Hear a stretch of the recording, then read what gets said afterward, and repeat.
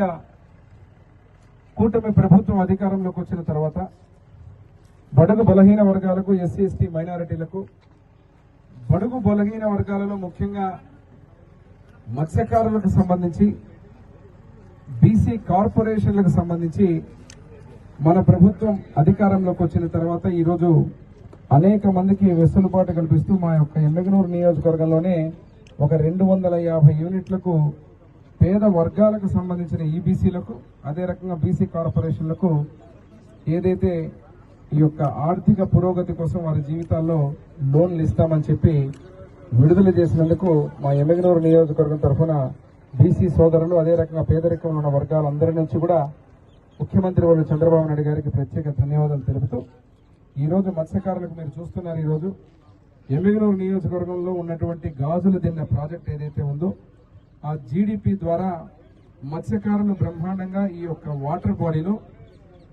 మొత్తం కర్నూలు పార్లమెంటు మొత్తానికి ఏకైక రిజర్వాయర్ జీడీపీ. దాంట్లో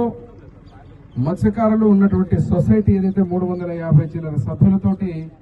బ్రహ్మాండంగా ఉన్న సొసైటీ, ఆ సొసైటీ గత ప్రభుత్వంలో నేను ఎమ్మెల్యేగా, ముఖ్యమంత్రిగా చంద్రబాబు నాయుడు గారు ఉన్న రోజున ఏదైతే ఆ రోజున ఏర్పాటు చేసినటువంటి ఈ యొక్క ట్యాంక్స్, నర్సరీస్ కు సంబంధించినటువంటి ఏదైతే ట్యాంక్స్, అదే రకంగా ఈరోజు మళ్ళీ 25 లక్షల రూపాయలతో కొత్తగా ప్రతిపాదన చేసి వాటిని కూడా నర్సరీ ట్యాంక్స్ ని పునరుద్ధరించడం జరిగింది. కానీ దురదృష్టవశాత్తు ఏమంటే గత ప్రభుత్వం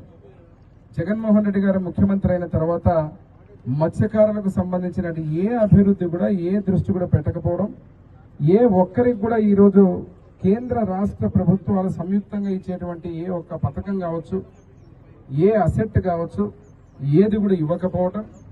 మళ్ళీ ఈరోజు ప్రధానమంత్రి గారు నరేంద్ర మోడీ గారి నాయకత్వంలో రాష్ట్రంలో ఎన్డీఏ కూటమి ముఖ్యమంత్రి వారు నారా చంద్రబాబు నాయుడు గారి నాయకత్వంలో ఏదైతే పిఎంఎస్ఎస్వై కింద ఉన్నటువంటి ఈ యొక్క పథకాలన్నీ కూడా మత్స్యకారులకు అందించాలని,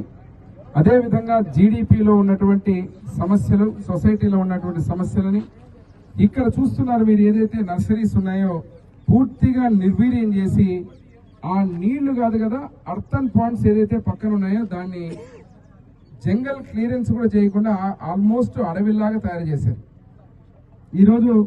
జీడీపీ నుంచి రావాల్సినటువంటి నీళ్లు ఇక్కడ లేకపోవడం, మత్స్యకారులు ఈరోజు ఎవరైతే ఉన్నారో జీడీపీలో నీళ్ల శాతం కూడా తగ్గడం వల్ల కరోనా సమయంలో ఎట్లా ఇబ్బంది పడ్డారో అదే రకంగా మన ప్రభుత్వంలో కరోనా తర్వాత కూడా పోయిన సంవత్సరంలో అదే పరిస్థితుల్లో ఇబ్బంది పడడం జరిగింది. నేను ఈరోజు ముఖ్యంగా ఒకటే మత్స్యకారులకు చెప్తున్నాం,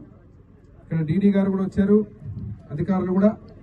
ఇక్కడ గాజుల దిన్న ప్రాజెక్ట్, ఎందుకంటే ఇది మన గాజుల దిన్న గ్రామంకు దగ్గర ఉన్నటువంటి పంచాయతీలో ఉన్నటువంటి జీడీపీ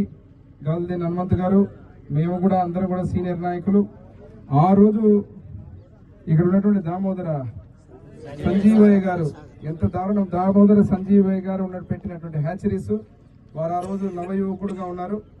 వారు దామోదర సంజీవయ్య గారు ఉన్నటువంటి రోజుల్లో హ్యాచరీస్ పెట్టి ఆ హ్యాచరీస్ ని, నర్సరీస్ ని ఇవన్నీ కూడా ఒక పూర్వ వైభవోపేతంగా ఇక్కడ మత్స్యకారులు ఆ యొక్క చేపల పెంపకాన్ని జరిపినటువంటి పరిస్థితి. మళ్ళీ ఈరోజు అదే వైభవాన్ని తీసుకురావాలని చెప్పి